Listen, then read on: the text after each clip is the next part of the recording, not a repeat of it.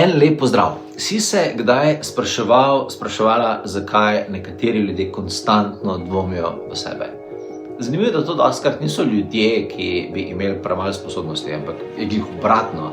To so ljudje, ki so zelo čuteči, zelo inteligentni, v osnovi zelo odprti za svet okoli sebe.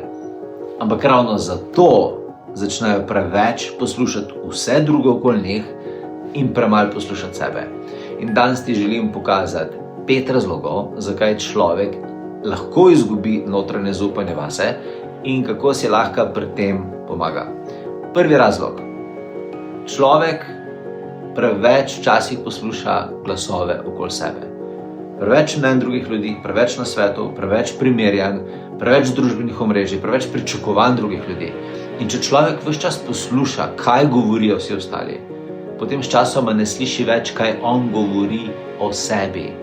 Zato je pomembno, da se zna človek umakniti v tišino. Zaradi tega, ker se notranji občutek nikoli ne odraža skozi zunanji hrup. Drugi razlog je, ker so ga pretekle izkušnje naučile, da je nevarno zaupati sebi. Mogoče se je ta človek kdaj narobe odločil, mogoče je bil razočaran, mogoče ni bil slišan v preteklosti. In potem začne ta človek dvomiti v vsak svoj občutek, tudi takrat, ko je ta občutek pravilen.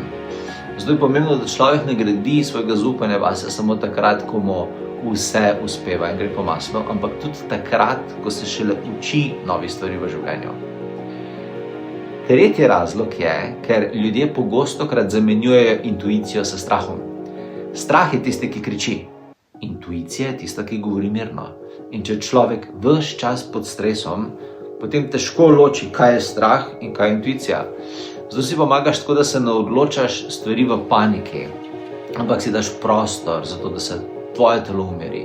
In ko je tvoje telo mirno, takrat začneš bolj jasno čutiti in takrat se odločiš prav. In četrti razlog, ker je človek energijsko preobremenjen, preveč ljudi v življenju, preveč vplivov, preveč čustev drugih ljudi in potem človek ne ve več, kaj on čuti in kaj je tisto, kar je v resnici pobral od okolice. Zato je zelo pomembno, da se zna človek energijsko zaščititi, zato da lahko gradi notranjo stabilnost in da ima sposobnost, da ostane povezan s sabo.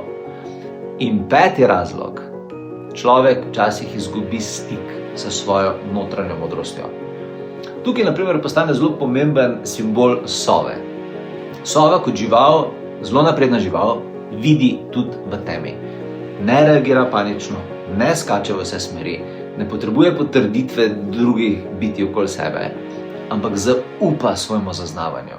In ravno to je nekaj, kar se človek lahko ponovno nauči v življenju, da začne bolj zaupati svojemu lastnemu zaznavanju, svojemu občutku, svoji notranji jasnosti.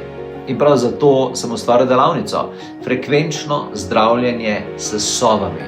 Na tej delavnici bova delala na vračanju zaupanja vate, na bolj jasnem zaznavanju ljudi okoli tebe in situacij, v kateri si, kako se zaščititi pred zmedenostjo in tujimi vplivi, prebujanju notranje intuicije ter jasnosti. In ker včasih največja sprememba ni to, da dobiš največ odgovorov, ampak to, da ponovno začneš zaupati sebi, je ta delavnica zelo pomembna. In če te ta tematika kliče, potem te vabim, da se mi pridružiš.